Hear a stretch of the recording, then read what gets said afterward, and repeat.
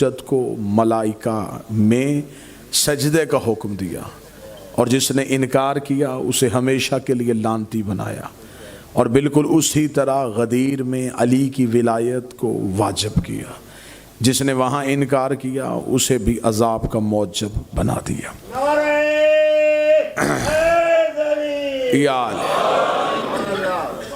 अब रोज़ाना की बुनियाद पे मैं एक गुजारिश अपने इस इज़्ज़त-माब मजमे के सामने कर रहा हूँ कि हमने अभी तक अहले बैत अलैहिमुस्सलाम को हकीकी मानों में समझने की कोशिश नहीं की। हमें उनका इरफान हासिल करना है, हमें ये खबर हासिल करनी है कि ये हैं कहाँ पे, ये होते कहाँ पे हैं। आइए आज कुरान से इब्तदा करते हैं और पहले देखते हैं कि इनकी रहाइश कहाँ पे है, ये होते कहाँ पे हैं। खुदा फरमाता है का तुम बे तो फिल अर्ज़ व मिन अनफुसिहिम, खुदा कहता कुछ ऐसी चीज़ें हैं जिन्हें मैंने ज़मीन से उगाया है, कुछ ऐसी हैं जिन्हें मैंने आसमान से भेजा है और कुछ ऐसी हैं जिन्हें तुम नहीं जानते। ला यालमून, तुम्हें इल्म ही नहीं है कि वो कौन है। मेरे मालिक जिनका हमें इल्म नहीं है, इसका मतलब कुछ हैं जो ऐसे हैं जिनके बारे में अभी तक हमारा इल्म नहीं पहुंचा। मेरे मालिक तू बता सकता है कि वो कहाँ रहते हैं? फरमाया लाहू मा फिस समावात व मा फिल अर्ज़, ये न ज़मीन पे होते हैं ना आसमान पे रहते हैं। मेरे मालिक ये कहाँ होते हैं? फरमाया वमान इंदहू, ये मेरी इंदियत में रहते हैं। अब खुदा कहता है कि कुछ ऐसे हैं जो न ज़मीन पे हैं न आसमान पे हैं, ये मेरी इंदियत में है। इसका मतलब है कि आले मोहम्मद अल्लाह की इंदियत में है। अब आइए एक लम्हे के लिए तमहीद ज़रा खुश्क होगी, आप मेरा साथ देंगे। देखते हैं कि इंदियत किसे कहते हैं। इल्मुल कलाम कहता है कि किसी भी चीज़ की कुर्बत को देखने के लिए उसके 4 दर्जे हैं जिससे पता चल सकता है कि वो चीज़ कितनी करीब है। मसलन अगर मैं कहूँ कि इस मजमे में मुझे देखना है कि करीब कितने हैं, तो ये जितना मजमा है मेरा करीब है, लेकिन जो इल्मुल कलाम में इसकी 4 नहजे हैं। पहली कुर्ब, दूसरी दन्व, तीसरी लदुन, चौथी इंदियत। या चीज़ें कुर्ब में होती हैं, या कोई चीज़ दन्व में होती है, या लदुन में होती है, या इंदियत में होती है। मैंने पहले कहा थोड़ा सा तमहीद खुश्क होगी, साथ देंगे। जितना मजमा,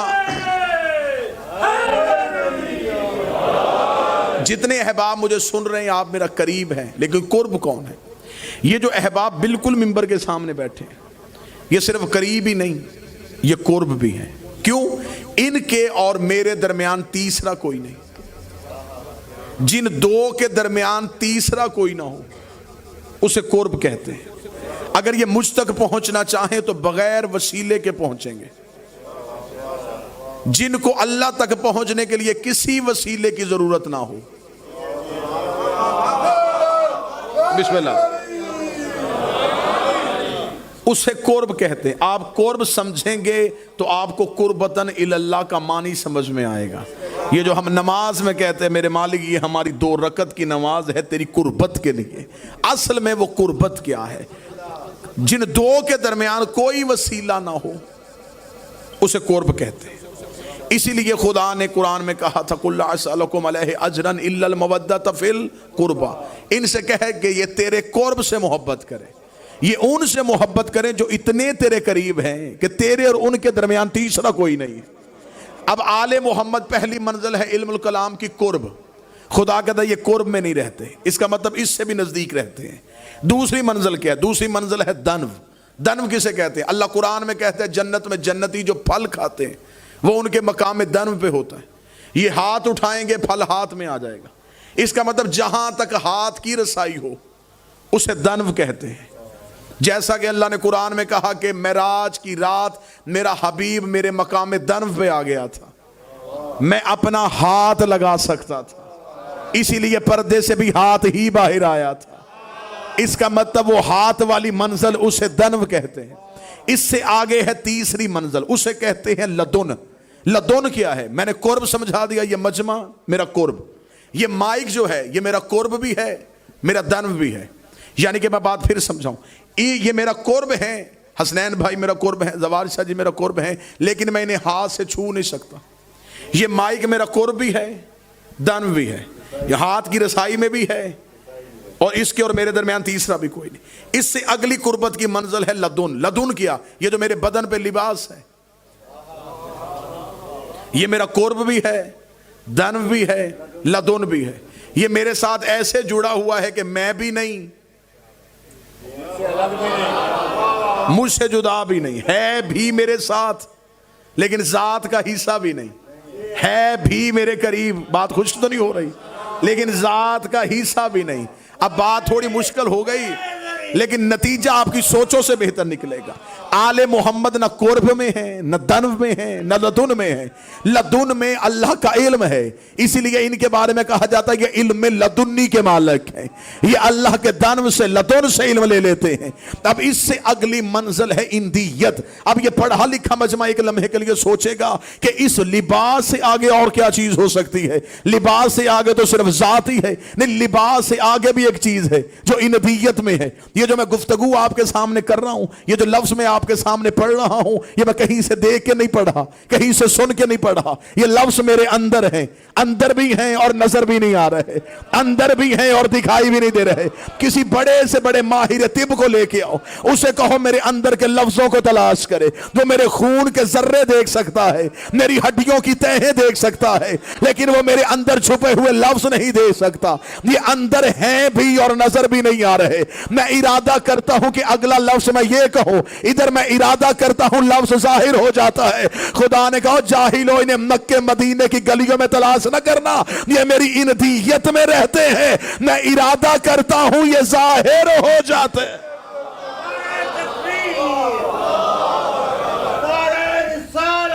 یا رسول یہ ہے میری اندیت میں۔ کو بات سمجھ میں آ رہی ہے؟ یہ اندیت میں ہے۔ معصوم سے ایک بندے نے پوچھا مولا اللہ معبود ہے؟ فرمایا بے شک۔ اس نے کہا مولا اللہ معبود ہے تو معبود کی تعریف؟ فرمایا جو ایک لمحہ بھی بغیر عبادت کے نہ رہا ہو۔ مسجود؟ فرمایا جو ایک لمحہ بھی بغیر سجدے کے نہ رہا ہو۔ اس نے کہا جب تک اس کی آپ مخلوق اول ہیں، جب تک آپ نے سجدہ نہیں کیا تب تک اسے سجدہ کس نے کیا تھا؟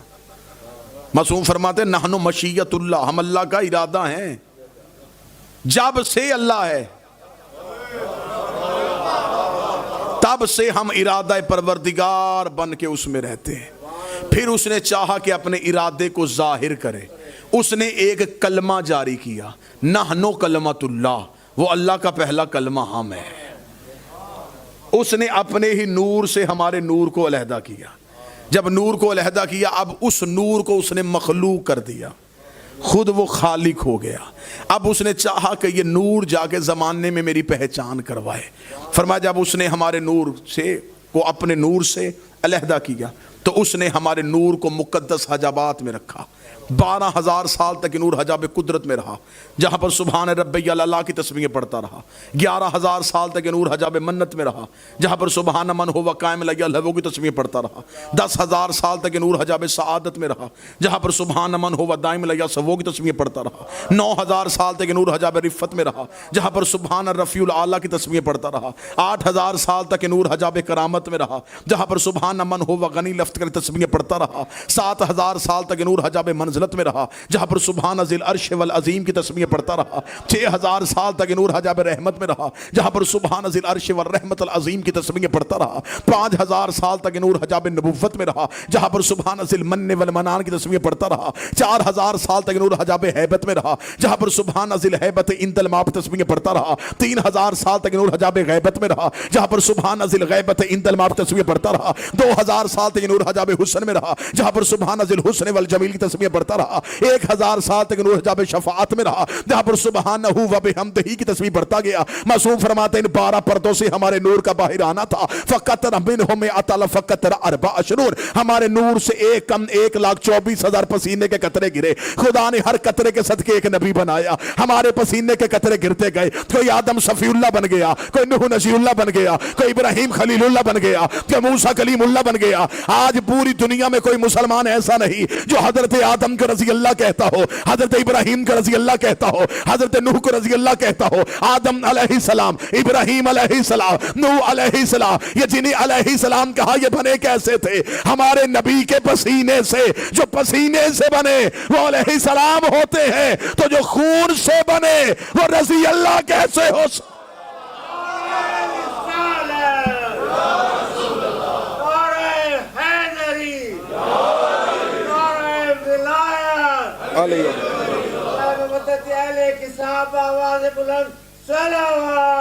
اللہم صلی علی محمد بسم اللہ سے مقدس حجابات سے یہ نور باہر آیا. معصوم فرماتے اس کا باہر آنا تھا، یہ طیب اور طاہر دریاؤں میں آ گیا. یہ نور رسالت ہے. ہم زمانے کو بتائیں کہ جب شیعہ رسالت پڑھے تو کیسے پڑھتے ہیں. ہم پہ الزام ہے نا کہ شیعہ مجلسوں میں صرف علی کی بات کرتے ہیں، نبی کی تو بات ہی نہیں کرتے. ہم علی علی کرتے اس لیے ہیں تاکہ زمانے کو پتہ چلے جس کا علی ایسا ہے ان کا نبی کیسا ہو. اب رسول فرماتے ہیں کہ یہ حجابات سے یہ نور باہر آیا، یہ طیب اور طاہر دریاؤں میں آ گیا. یہ درہ زہد میں آیا، درہ زہد سے درہ کرم میں آیا، درہ کرم سے درہ تقوی میں آیا، درہ تقوی سے درہ جود میں آیا، درہ جود سے درہ سخا میں آیا، درہ سخا سے درہ حلاتا میں آیا، درہ حلاتا سے درہ رحمت میں آیا، درہ رحمت سے درہ شفاعت میں آیا، درہ شفاعت سے درہ حسن میں آیا. مقدس دریاؤں کو عبور کرتا کرتا یہ نور صلب آدم میں آیا. صلب آدم میں اس نور کا آنا تھا. ربیع الاول بھی ہے، رسالت مآب کے نزول کا ماہ مقدس بھی ہے. فرماتے صلب آدم میں اس نور کا آنا تھا. یہ صلب آدم سے صلب شیس میں آیا، صلب شیس سے صلب انوش میں آیا، صلب انوش سے صلب کنان میں آیا، صلب کنان سے صلب محلائیل میں آیا، صلب محلائیل سے صلب بازر میں آیا، صلب بازر سے صلب ادریس میں آیا، صلب ادریس سے صلب اخنوخ میں آیا، صلب اخنوخ سے صلب مسلوشخ میں آیا، صلب مسلوش سے صلب ملک میں آیا، ملک سے صلب نوح میں آیا، صلب نوح سے صلب سام میں آیا، سام سے فرخشد میں آیا، فرخشد سے صلب شالق میں آیا، صلب شالق سے صلب عبر میں آیا، صلب عبر سے صلب فالق میں آیا، صلب فالق سے صلب ارغو میں آیا، صلب ارغو سے صلب طارق میں آیا، صلب طارق سے صلب ابراہیم میں آیا، صلب ابراہیم سے صلب اسماعیل میں آیا، صلب اسماعیل سے صلب کدار میں آیا، صلب کدار سے صلب منت میں آیا، بنت سے صلب حمل میں آیا، صلب حمل سے صلب یس میں آیا، صلب یس سے صلب یمسئی میں آیا، صلب یمسئی سے صلب عاد میں آیا، صلب عاد سے صلب عدنان میں آیا، صلب عدنان سے صلب مات میں آیا، صلب مات سے صلب مدرکہ میں آیا، صلب مدرکہ سے صلب خزیمہ میں آیا، صلب خزینہ سے صلب کنانہ میں آیا، صلب کنانہ سے صلب نظر میں آیا، صلب نظر سے صلب مالک میں آیا، مالک سے صلب غاب میں آیا، صلب غاب صلب فہر میں آیا، فہر سے صلب لوی میں آیا، صلب لوی سے صلب کعب میں آیا، صلب کعب سے صلب کلاب میں آیا، صلب کلاب سے صلب زید میں آیا، صلب زید سے صلب قسام میں آیا، صلب قسام سے صلب عبد مناف میں آیا، صلب عبد مناف سے صلب ہاشم میں آیا، صلب ہاشم سے صلب عبد المطلب میں آیا. نبی کہتے صلب عبد المطلب میں پہنچ کے یہ نور رک گیا، دو حصوں میں تقسیم ہو گیا. ایک صلب عبداللہ میں چلا گیا، ایک صلب ابو طالب میں چلا گیا. جو صلب عبداللہ میں گیا محمد رسول اللہ بن گیا، جو صلب ابو طالب میں آیا علی ولی اللہ.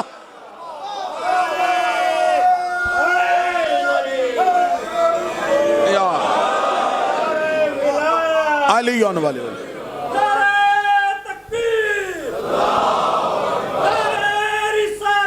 یا رسول یا علی. تو جو صاحبان دو حصوں میں تقسیم، ایک آغوش آمنہ میں چمکا، ایک آغوش فاطمہ بنت اسد میں چمکا. چلے تو ایک تھے، دو حصوں میں تقسیم ہو گئے. معصوم سے آگے ایک شخص نے کہا، اس نے کہا مولا آپ کے دادا آپ کے جد علی کعبہ میں آئے. اس سے آگے وہ بات شروع کرنے کا امام نے کہا رک یہیں پہ. کیا کہا تو نے؟ اس نے کہا آپ کے جد علی کعبہ میں آئے. امام نے فرمایا پہلے جملے کی درستگی کر، کعبہ میں نہیں آئے، کعبہ سے آئے. میں خاموشی کو داد دینا چاہوں گا. کعبہ میں نہیں آئے، کعبہ سے آئے. کعبہ گھر نہیں، کعبہ منزل ہے. اس نے کہا مولا کعبہ سے آئے، اس کا مطلب امام نے فرمایا یہ جو کعبہ ہے یہ کعبہ اصل نہیں، یہ کعبہ شبیہ ہے. یہ ہے زمین کا مرکز، اس کے بالکل اوپر آسمان پہ بھی یہ کعبہ ہے. جسے بیت المعمور کہتے ہیں، یہ کعبہ اس کعبے کی شبیہ ہے۔ اب پتہ چلا لوگ اصل کو نہیں چوم رہے۔ میں کوشش تو کر رہا ہوں کہ میں آپ کے معیار تک پہنچ سکوں۔ سجدہ اصل کو نہیں ہو رہا، شبیہ کو۔ فرمایا اس سے بالکل اوپر عرش پہ ہی کعبہ ہے جسے بیت المعمور کہتے ہیں۔ اس کا مولا وہاں کیا ہوتا ہے؟ فرمایا یہاں کیا ہوتا ہے؟ اس کا مولا یہاں سجدہ ہوتا ہے۔ فرمایا وہاں بھی سجدہ ہوتا ہے۔ مولا وہاں کون کرتا ہے؟ فرمایا یہاں کرتے ہیں یہاں کے رہنے والے۔ اب مجمع ساتھ دے تو میں جملے پڑھوں نا سرکار۔ یہاں کرتے ہیں یہاں کے رہنے والے، وہاں کرتے ہیں وہاں کے رہنے والے۔ اس کا مولا وہاں کون رہتا ہے؟ فرمایا جب ہم یہاں نہیں تھے تب ہم وہاں تھے۔ یہ ہے مٹی کا گھر، یہاں ہم جسموں میں آئے، وہاں ہم نور میں تھے۔ جب ہم نور میں تھے تب ہم بیت المعمور میں تھے۔ اس کا مولا وہاں فرمایا انوار طواف کرتے ہیں، وہاں ہم بیت المعمور میں رہتے۔ بندے کا جسم تھر تھر کانپا۔ اس کا آج پتا چلا ہے کہ اصل تو بیت المعمور ہے۔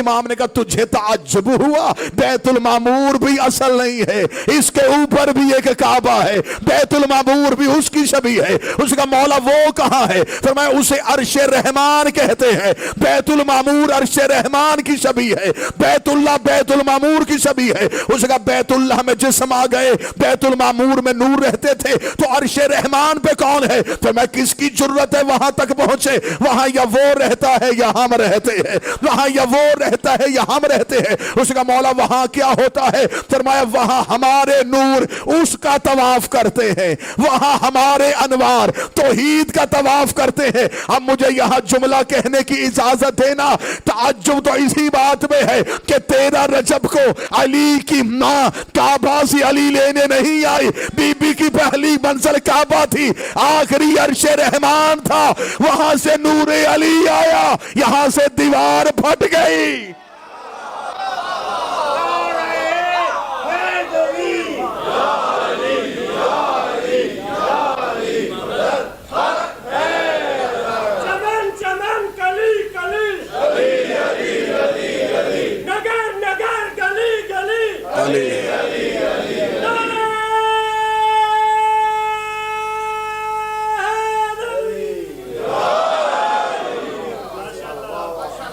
مولا امام حسین علیہ السلام خطبہ حج پہ تھے، جناب علی زین العابدین علیہ السلام۔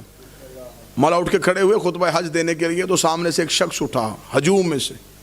اس نے کہا علی ابن الحسین پہلے تو اپنا تعارف کروا اور اپنا شجرہ سنا۔ اتنا کہنا تھا۔ کتاب خطبہ ابجز ہے اس کتاب کا نام، اس کو خطبہ ابجز مختلف کتابوں میں ہے، میں حوالہ دے رہا ہوں، خطبہ ابجز کے نام سے یاد کرتے ہیں۔ چھوٹی کتاب کا حوالہ نہیں دوں گا، چھوٹے ریفرنس کا حوالہ دوں گا۔ مشہد جاؤ مولا امام رضا کے حرم میں، وہاں جو اردو زائرین کے لیے وقف ہے، وہاں جا کے ان سے پوچھنا کہ مجھے خطبہ ابجز چاہیے۔ وہ پیچھے اشارہ کر کے گئے، یہ جو 350-400 کتاب پڑھی ہے یہ اسی خطبے کی شرح میں لکھی ہوئی ہے۔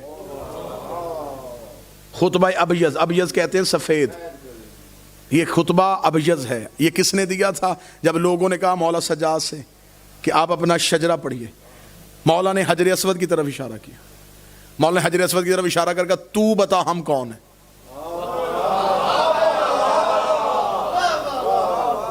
اب میں روزانہ کی بنیاد پہ کہہ رہا ہوں، داد مشروط ہی نہیں۔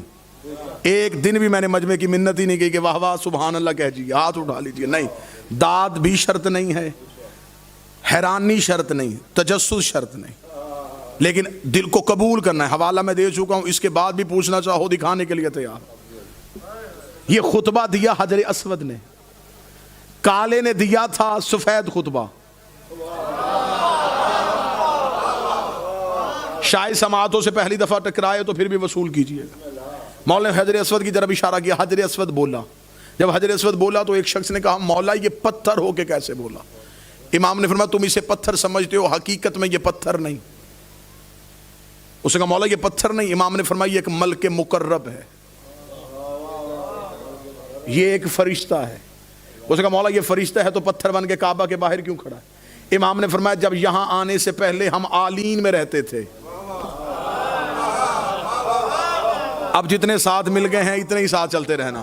یہاں آنے سے پہلے جب ہم اعلین میں رہتے تھے، پہلی تقریر سے یاد ہے، استکبرت ام کنت من الاعلین، ابلیس تو تکبر کر رہا ہے، کیا تو اعلین جیسا ہے؟ اس کا مطلب ہے آدم سے پہلے کچھ اعلین میں لوگ تھے جن پہ واجب نہیں تھا کہ وہ آدم کو سجدہ کرتے۔ امام نے فرمایا جب یہاں آنے سے پہلے ہم اعلین میں رہتے تھے تو یہ فرشتہ ہمارے دروازے کا پہرے دار تھا۔ اب اگلی سطر ہر بندے کے لیے نہیں، ہر بندہ اگلی سطر کے لیے نہیں۔ امام فرماتے جب ہم اعلین سے نکل کے روح پروردگار بن کے صلب آدم میں منتقل ہوئے تو یہ ملک مقرب ہماری جدائی میں رویا، آواز ربوبیت آئی کہ جنت میں رہ کے کیوں روتا ہے؟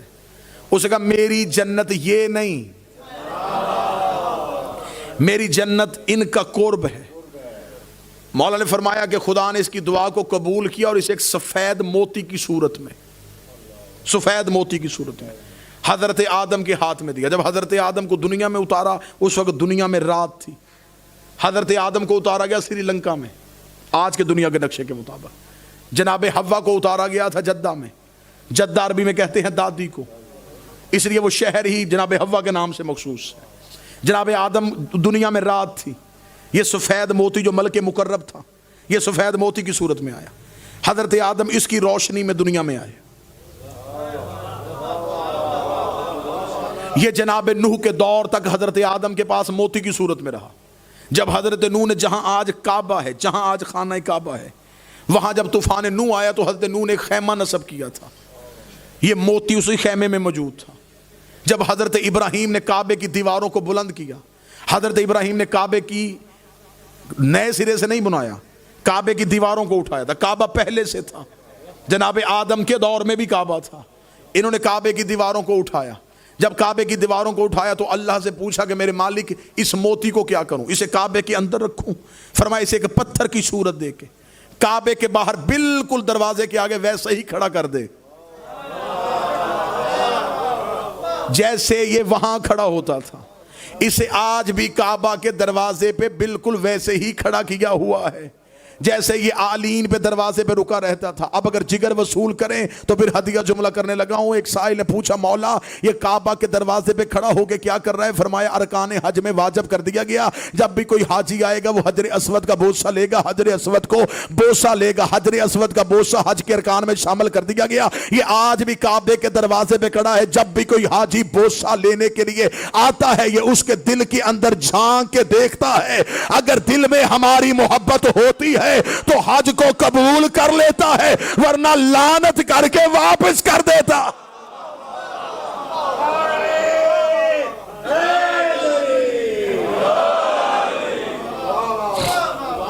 پورا خطبہ دیا حجر اسود نے، اور حجر اسود نے بول کے، پتھر کا بولنا تو آپ کے لیے تعجب نہیں نا، کیونکہ رسول کے ہاتھوں بھی تو بولا، ہاتھ ہو گئی یا رسول کے ہاتھوں پہ پتھر بولے تو مولوی کو اعتراض نہیں، رسول کے ہاتھوں پہ علی بولے تو مولوی کو اعتراض۔ یہ پتھر بولا اور حجر اسود نے بول کے جناب سید الساجدین کی شان میں خطبہ دیا۔ یہ وہ حجت ہیں جنہوں نے زمانے میں آ کے بتایا کہ اللہ ہے، پھر اللہ نے واجب کر دیا۔ یہ نور آسمان سے چلا تو ایک، توجہ پوری ہے صاحب، زمین پہ آیا دو حصوں میں تقسیم ہو گیا، ایک آغوش آمنہ میں، ایک آغوش فاطمہ بنت اسد میں، دو حصوں میں اس نور کا تقسیم ہونا تھا۔ پھر دو ہستیوں نے محنت کی، ایک حضرت عمران، ایک جناب خدیجہ، ایک نے محنت کی انتہا کی، ایک نے دولت کی انتہا کی۔ کیا کہنے بی بی خدیجہ تیرے دسترخوان کے، یہ وہی بی بی ہے کہ جب عرب کے جاہل نبی کو قتل کرنے کے لیے دروازے پہ آیا تو اس بی بی نے اندر بیٹھ کے پوچھا تھا، فرمایا یا رسول اللہ یہ کون لوگ ہیں؟ فرمایا قتل کے ارادے سے آئے۔ اسی بی بی نے دروازے پہ کھڑی ہو کے کہا تھا جو محمد کے قتل کا پروگرام لے کے آئے، میں دروازے کے پیچھے کھڑی ہو کے آوازیں پہچان کے بی بی نے کہا فلاں ابن فلاں بتا، کیا تو وہی نہیں جسے میرا اتنا قرضہ دینا ہے؟ او فلاں کا بیٹا بتا، کیا تیرا خاندان میرا اتنا مقروض نہیں؟ سب نے دروازے پہ کھڑے ہو کے کہا تھا بی بی غلطی ہو گئی، معافی کیسے مل سکتی ہے؟ بی بی نے مسکرا کے کہا پھر ایک ہی شرط ہے، محمد کے کلمے پڑھتے جاؤ قرضے معاف کرواتے۔ دو ہستیوں نے انتہا کی، ایک نے محنت کی، ایک نے دولت کی۔ محمد محسنین اسلام بآواز بلند اللہم صلی علی محمد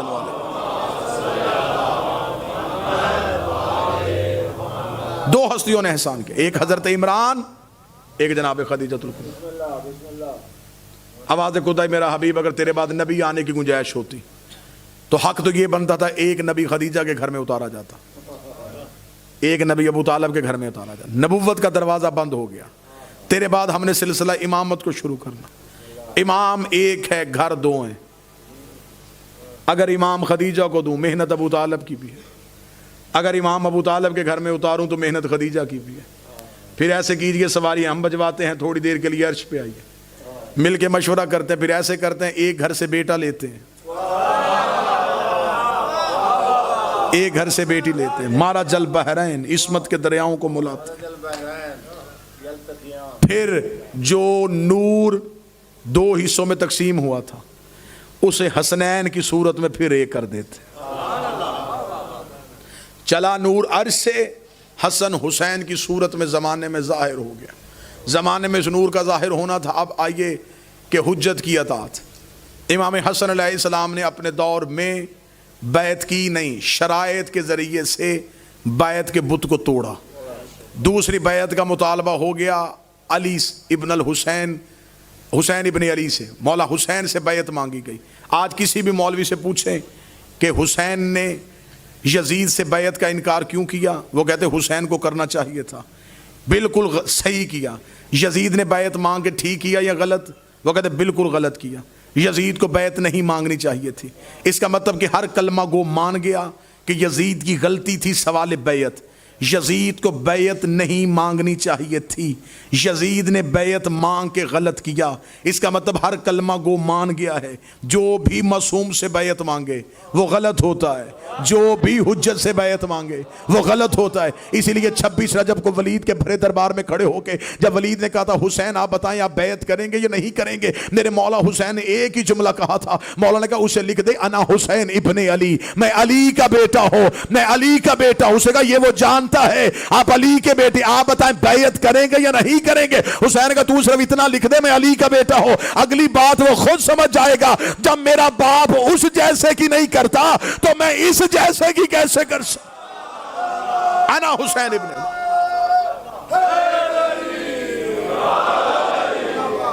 بیعت مانگی گئی حسین سے، حسین ابن علی سے بیعت مانگی۔ آج جو بھی اٹھتا ہے وہ کہتا ہے کہ حسین ٹھیک تھے، یزید غلط تھا۔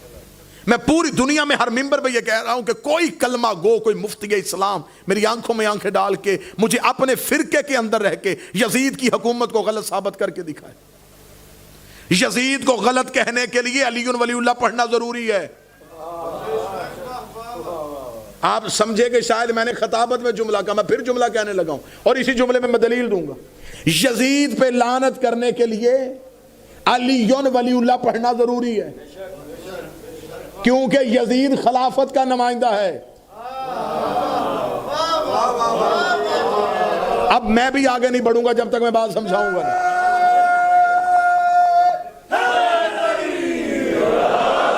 بات میں یہاں پہ روکتا ہوں اپنی نوجوان نسل کے سمجھانے کے لیے۔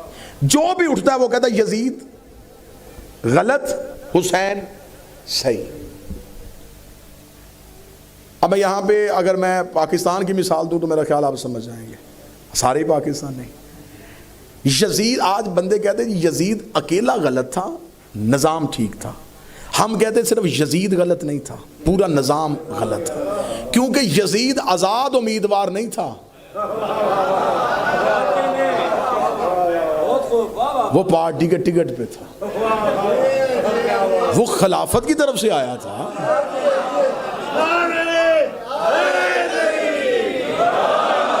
اب بات اگر سمجھ جائیں گے تو پوری زندگی آپ کو کسی سے بحث کرنے کے لیے یہ دلیل بہت اچھی رہے گی، یہ دلیل آپ کے لیے بہت بہتر رہے گی۔ آپ کسی سے بھی بحث کریں، آپ اسے کہیں کہ ہمیں صرف اتنا بتا قصور کیا تھا یزید کا، قتل حسین سے پہلے قصور کیا تھا۔ بیعت کا مطالبہ، اسے بیعت مانگی، اس کی حکومت غلط تھی، وہ کہے گا غلط تھی۔ اسے کو اپنے فرقے کے اندر رہ کے تو یزید کی حکومت غلط ثابت کر کے دکھا۔ تمہارے پاس کیا ثبوت ہے کہ یزید کی حکومت غلط تھی؟ صرف امامت والے کہہ سکتے ہیں یزید کی حکومت غلط تھی۔ وہ کہے گا کیسے آپ کہیں گے تمہارے پاس پہلی خلافت کا اصول کیا تھا؟ تم نے نبی کے جانے کے بعد قرآن کی آیت یا حدیث کا سہارا نہیں لیا، تم نے اجماع امت کا سہارا لیا۔ تم نے کہا کہ لوگوں نے اکٹھے ہو کے سقیفہ بنی سعدہ میں ووٹنگ کی، مہاجرین انصار کے مشترکہ منصوبے کے ساتھ ایک صحابی کو کھڑے کر کے اس کی بیعت کروائی گئی اور اسے پہلا خلیفۃ المسلمین بنایا گیا۔ انہیں کہیں اگر مدینے کے لوگ ووٹوں سے خلیفہ بنا سکتے ہیں تو یزید نے تو دنیا کے 3 حصے سے اپنی حکومت کے لیے ووٹ لے لیے تھے، اس نے 1/3 حصے پہ اپنی حکومت قائم کر لی تھی۔ آج دنیا میں 7 بر اعظم ہیں، 6 بر اعظموں میں اس کی حکومت قائم ہو چکی تھی۔ اگر مدینے کے لوگ خلیفہ چن سکتے ہیں پھر اس نے تو دنیا کے اتنے بڑے حصے سے اپنی بیعت لے لی تھی۔ اس کا مطلب اجماع امت سے اگر خلیفہ بن سکتا ہے تو یزید کے پاس اجماع امت والا اصول تھا۔ مسلمانوں کے پاس خلافت کا دوسرا اصول یہ ہے کہ پہلا جاتا ہوا دوسرے کو نامزد کر کے جائے، یہ اسے بھی خلیفہ مان لیتے ہیں۔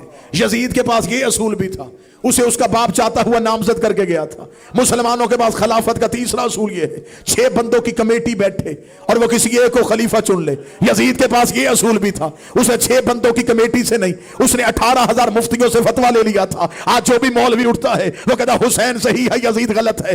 حسین کو صحیح کہنے کے لیے کئی غلط کہنے پڑتے ہیں، حسین کو جمع کرنے کے لیے کئی نفی کرنے پڑتے ہیں۔ تمہیں صرف یہ نہیں کہنا پڑے گا حسین صحیح تھا، ہم تم سے منوائیں گے صرف حسین صحیح نہیں تھا، حسین کا پورا نظام صحیح تھا، صرف یزید غلط نہیں تھا، یزید کا پورا نظام غلط تھا۔ آج جو بھی اٹھتا وہ کہتا حسین صحیح تھا یزید غلط تھا، تمہیں ماننا پڑے گا حسین صحیح تھا، اجماع غلط تھا، حسین صحیح تھا، نامزد کرنا غلط تھا، حسین صحیح تھا، کمیٹی بنانا غلط تھی، تمہیں ماننا پڑے گا غدیر صحیح تھا، سقیفہ غلط تھا۔